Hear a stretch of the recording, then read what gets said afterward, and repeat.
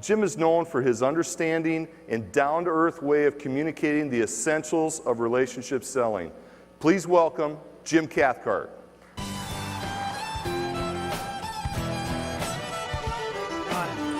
Thank you. Woo! Good morning. Buenos dias. I knew you were out there. Okay. Hey, this is my third time in this room. I tell you, I'm loving this. First time I came in here a week or so ago, I looked at the room and I said, no, this is more like a room for a concert than it is a room for speaking.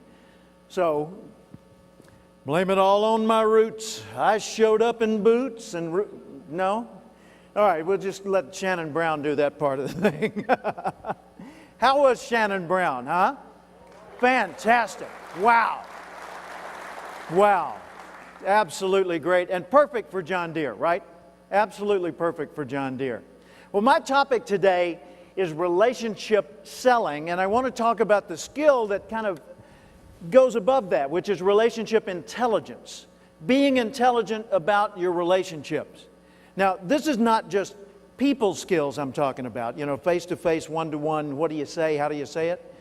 But rather backing off and maybe helicoptering up and looking at your relationships and being more intelligent about which ones you cultivate and how you cultivate them and what strategies you take and that sort of thing. Now, when you present the phrase relationship selling, it's interesting the reactions you get from people. Of course, you understand relationships and selling together because when you think about it, the aftermarket business is the relationship part of business. New product sales is not necessarily always about relationships. A lot of times it's about marketing and it's about persuasion and that sort of thing. But once that sale or that purchase commitment is made, it's about a relationship. Could I get an amen to that one? There you go. We're in the South. That's how you say yes, right? Okay, I grew up in Arkansas. Go Hogs. Hey, you got Razorbacks in the audience? Hey, we got them in the front row. Man, I'm home. I love this. Absolutely. Well, let's take relationship selling for a minute. Which word's more important, relationship or selling? How many of you would say relationship's more important? Okay. How many of you would say selling is more important? Got a few brave hands. All right. If you build a relationship and you don't make a sale, what is that worth to you in round numbers? Yeah, that would be the roundest number I know. So if you build a relationship and you don't make a sale, what you've got is a social acquaintance.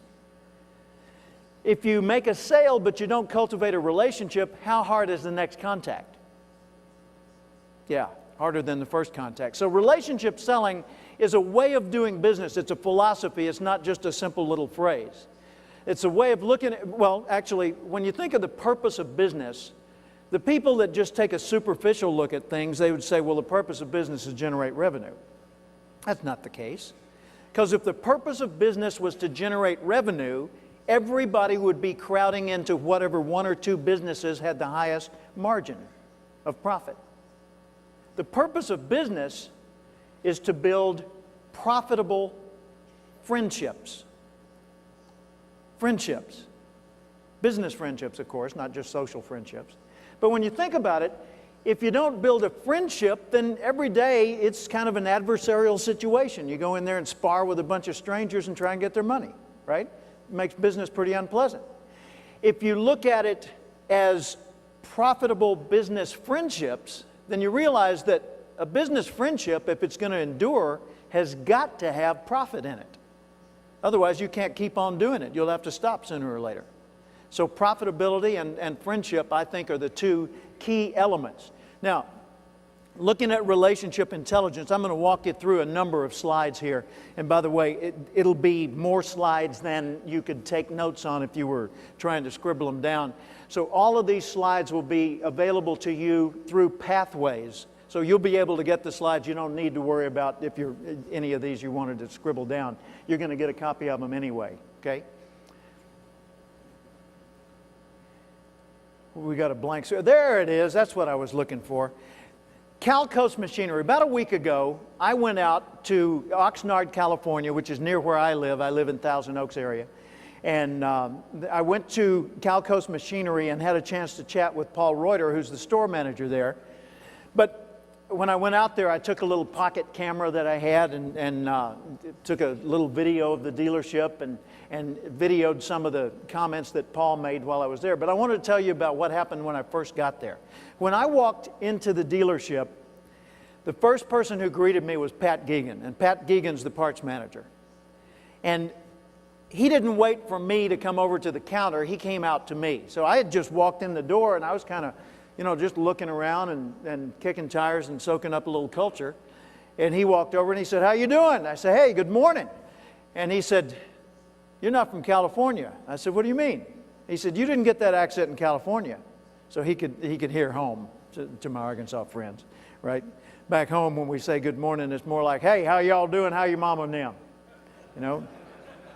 But I had toned it down a little bit. But he picked up on the accent, and I told him where I was from originally, and we chatted for a second. And he said, "So what are you doing here today?" I said, "Well, I'm the keynote speaker for the expo down in Houston." He said, "Oh, well, you'll want to talk to Paul Reuter, our general manager." So he walked me back, and he introduced me to Paul, and I shook hands with Paul, and he said, "Well, sit down." So I sat down in his office, and Pat took off. And a minute or so later, Pat comes back in with a printout of the first few pages of my website. And he walks over to Paul and says, "Thought you might want this. He's the real deal." I thought that was a pretty smooth touch. But pause and think about this for a second. What was going on in Pat's head? First off, Pat's back here behind the counter. I come in. I'm the only new person coming in the showroom at that moment. He takes the initiative to walk out from behind the counter, come over and greet me, and he does it in a very friendly, outgoing way, typical John Deere atmosphere. He makes me feel welcome, and in doing so, he engages me in a little playful conversation, and then he immediately determines that the person I need to talk to is Paul, so he takes me directly to Paul. Luckily, Paul had some time to chat with me that day. And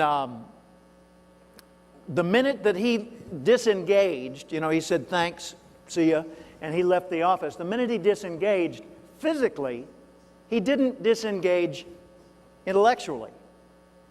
He asked himself on the way out of the office, "What's one more thing I could do?